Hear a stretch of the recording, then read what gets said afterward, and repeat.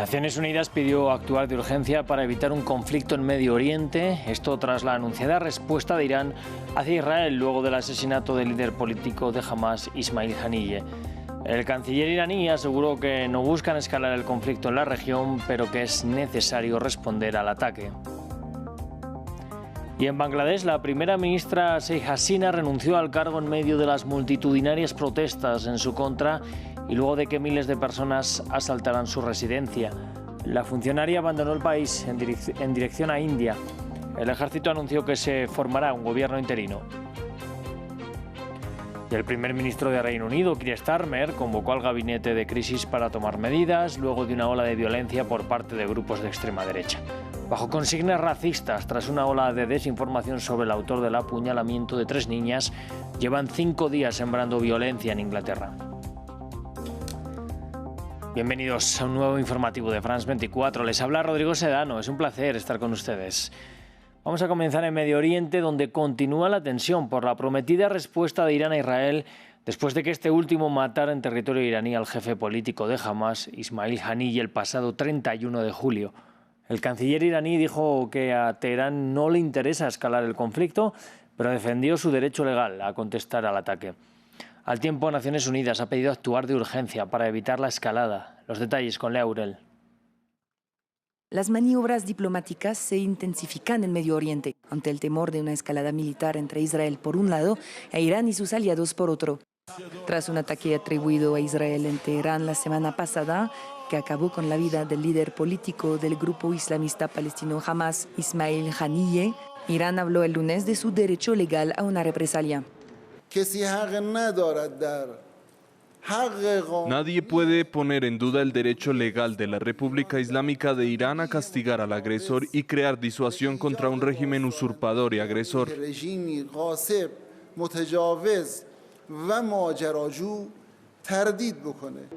Israel no ha hecho comentarios sobre el asesinato en Teherán, pero sí admitió haber llevado a cabo otro ataque la semana pasada, esta vez sobre el Líbano, que dejó muerto al alto mando de Hezbollah, Fuad Shukr, la semana pasada, en un lugar de Beirut que miembros de la Comisión Parlamentaria de Sanidad libanesa visitaron este lunes. El pueblo libanés no se arrodillará y resistirá, y creo que responderá a todas las agresiones que se han producido. Y lo importante es que estamos unidos en este momento peligroso para nuestra existencia como Líbano. Nadie quiere la guerra, a nadie le entusiasma la guerra. Conocemos las consecuencias de esta guerra global que quieren los israelíes, pero si ocurre, estamos juntos en una sola mano. El alto comisionado de Naciones Unidas para los Derechos Humanos, Volker Turk, instó a todas las partes, así como a los estados con influencia, a actuar con urgencia para evitar un conflicto más amplio en la región, subrayando que los derechos humanos y la protección de los civiles deben ser la máxima prioridad. A pesar de las crecientes tensiones entre Israel y el Líbano, múltiples ciudadanos siguen con sus rutinas en las ciudades cercanas a la frontera entre ambos países.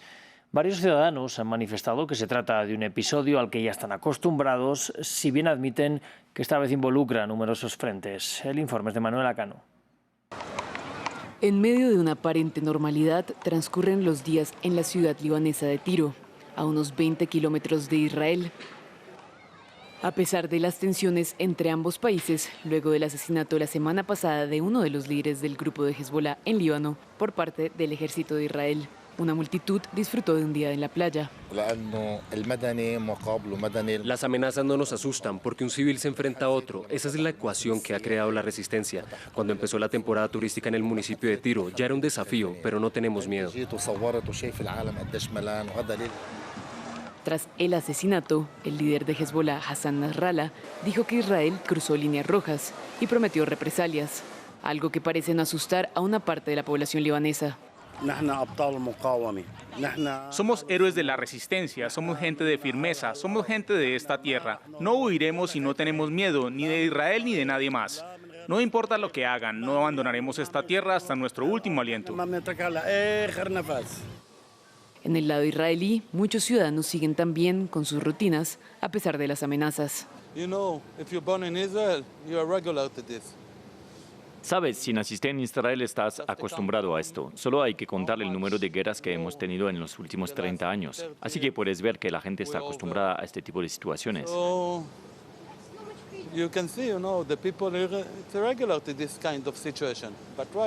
Pero ahora mismo, debido a que es una gran guerra con 7 países diferentes, es un poco complicado.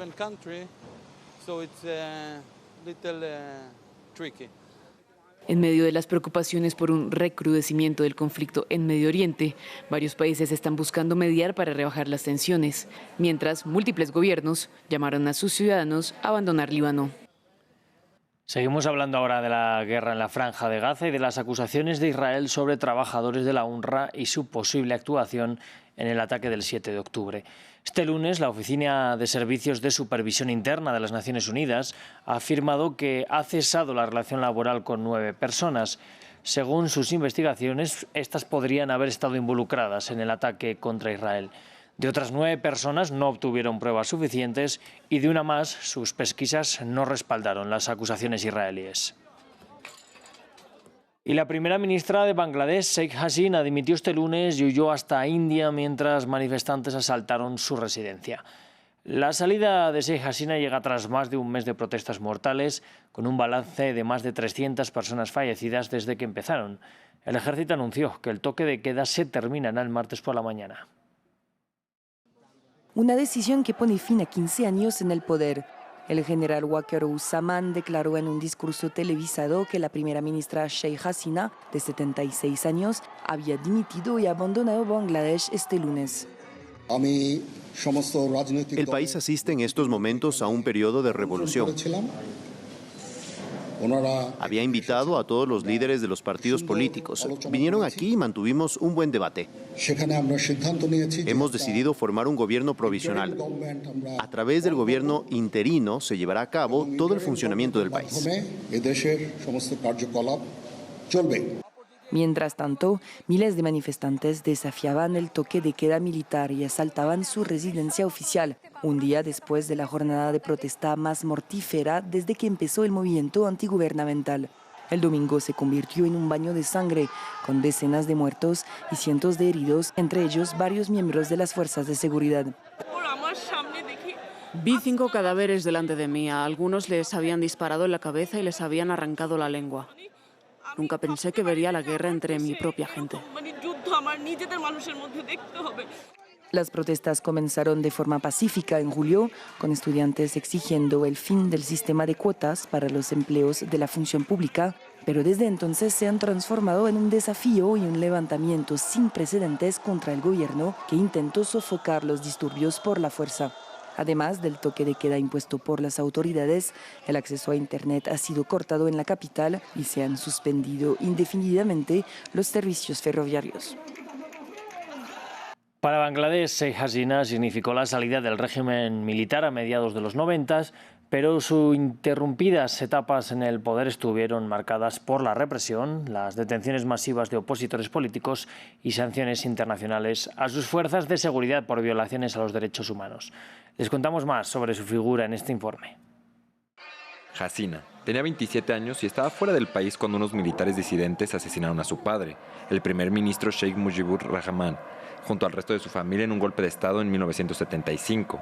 Vivió 6 años en el exilio antes de regresar para asumir el liderazgo del partido Liga Awami e iniciar una lucha de una década en la que estuvo largos periodos bajo arresto domiciliario. La fuerza política de Hasina salió con el Partido Nacionalista de Bangladesh, cuya lideresa era Khaleda Zia. Pronto se enemistaron, dando nacimiento a una rivalidad que ha dominado la política bangladesí desde entonces. Hasina se convirtió en primera ministra por primera vez en 1996, pero perdió ante Zia 5 años después. Ambas fueron encarceladas por corrupción en 2007, tras un golpe de Estado respaldado por el ejército. Hasina fue liberado al año siguiente y obtuvo una aplastante victoria en los comicios de 2008. Desde entonces, la primera ministra se ha mantenido en el poder. La mandataria obtuvo un 5º periodo en enero, después de que la oposición llamara a boicotear la votación, que, según su posición, no fue ni libre ni justa. Mientras tanto, Zia, de 78 años, sufre problemas de salud y está hospitalizada tras ser condenada a 17 años de prisión en 2018 por cargos de corrupción, y altos dirigentes de su partido también están entre las rejas. Los partidarios de Sheikh Hasina la alaban por haber llevado a Bangladesh a un notable auge económico, desde su independencia de Pakistán. Desde 2009, Bangladesh ha crecido a una media superior al 6% anual, Los índices de pobreza han descendido. Más del 95% de sus 170 millones de habitantes tienen acceso a la electricidad y a la renta per cápita, superando a India en 2021. Sin embargo, su gobierno ha sido acusado de intolerancia contra militantes de algunos partidos políticos, provocando resentimiento en la sociedad civil. 5 altos dirigentes islamistas y una destacada figura de la oposición han sido ejecutados en la última década tras ser condenados por crímenes contra la humanidad durante la sangrienta Guerra de Independencia de 1971. Los juicios desencadenaron protestas masivas y violentos enfrentamientos. Los opositores han calificado los juicios de farsa, afirmando que tienen motivaciones políticas para silenciar a los opositores. Nos vamos hasta Reino Unido. El primer ministro Keir Starmer convocó al gabinete de crisis para tomar medidas luego de 5 días de violencia en toda Inglaterra por parte de grupos de extrema derecha a causa de la desinformación. Los causantes de los desmanes se concentran bajo el lema "ya es demasiado", en referencia a la llegada de migrantes a Reino Unido. Unas consignas racistas y antimigrantes que han ido de la mano de ataques violentos durante todo el fin de semana. Una fuerza permanente para combatir la violencia. El primer ministro de Reino Unido definió acciones con la policía para enfrentar los peores disturbios en más de una década. No se trata de una protesta, sino de pura violencia. No toleraremos ataques a mezquitas ni a nuestras comunidades musulmanas. La desinformación que mueve a grupos de extrema derecha ha desencadenado en ataques a albergues de migrantes y mezquitas, saqueos y enfrentamientos con la policía. En Liverpool, Bristol, Tamworth, Middlesbrough y Belfast, en Irlanda del Norte, hombres, en su mayoría jóvenes, han liderado los disturbios. Lanzan piedras y gritan, "detengan los barcos", en referencia a los inmigrantes que llegaron a la costa sur en los últimos años. Starmer convocó al gabinete de crisis y resolvió reforzar la justicia para que los responsables sientan todo el peso de la ley. Mi objetivo es asegurarme de que se ponga fin a este desorden, de que las sanciones penales sean rápidas y se vea que se cumple, por lo que he pedido que se considere la posibilidad de identificar y nombrar lo antes posible a los implicados en esto. La violencia estalló por el asesinato de 3 niñas en una escuela de danza. Quienes generan el caos difundieron erróneamente que el sospechoso, un joven de 17 años, era un solicitante de asilo. La policía aclaró que el individuo nació en Gales y reveló su identidad, pese a que era menor de edad. Incluso varios portales en Internet se disculparon por compartir información falsa. La desinformación y grupos de extrema derecha han desencadenado en un ciclo de violencia que supone un reto para el recién posicionado primer ministro. Los mercados bursátiles de todo el mundo se agitan el lunes. El índice Nikkei de Tokio vivió su peor jornada desde 1987, con un desplome de más del 12%. Las pérdidas se debieron en parte a la subida de los tipos de interés por parte del Banco de Japón, aunque los inversores también están abandonando el barco por el temor a una posible recesión económica en Estados Unidos. Anteriormente, Alfredo Coutinho, doctor en Economía y director para América Latina de Moody's Analytics, nos hablaba de la posibilidad de una posible recesión en Estados Unidos. Bueno, todavía no existe una posibilidad mayor al 50% por el hecho de que el primer dato que dio ya una evidencia de una pérdida de dinamismo de la economía de los Estados Unidos fue el dato que se dio a conocer el viernes por la mañana sobre el mercado laboral, y ahí lo que tenemos es una continua alza de la tasa de desempleo, por lo que también se refleja en una pérdida de empleos. Ese es el primer dato ya contundente que indica que la economía de los Estados Unidos se está enfriando. En ese sentido, la posibilidad ha aumentado, pero yo creo que todavía hay que esperar a ver más datos, tanto de la actividad económica como del mercado laboral, para poder asegurar que efectivamente la economía se está desacelerando de manera muy importante.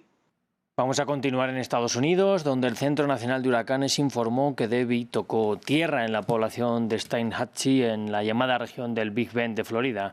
El fenómeno natural llegó a las costas con vientos máximos sostenidos de hasta 128 kilómetros por hora. Durante su paso por Florida y Georgia y Georgia, se espera que produzca lluvias récord, inundaciones catastróficas y condiciones riesgosas para la vida. El gobernador de Florida, Ron DeSantis, alertó a los ciudadanos. Make sure you're executing your plan now Asegúrense de ejecutar su plan ahora. Cuando llegue la tormenta es posible que reciban una gran cantidad de agua, mucha lluvia. Puede que vean impactos inmediatos, pero también podrán ver inundaciones que ocurren días después que pase la tormenta. No se metan en las inundaciones. Puede haber escombros peligrosos. Podría haber líneas eléctricas caídas. Y por favor no conduzcan sus vehículos por calles inundadas. La principal causa de muerte en las inundaciones es que la gente intente atravesar las aguas. Es un peligro. Por favor, sigan este consejo. Of floods is people trying to drive through the flood water. So it is a hazard, and please heed that advice. Pues con las palabras de Ron DeSantis nos despedimos. Yo les invito a que sigan con nosotros, que enseguida volvemos con más información.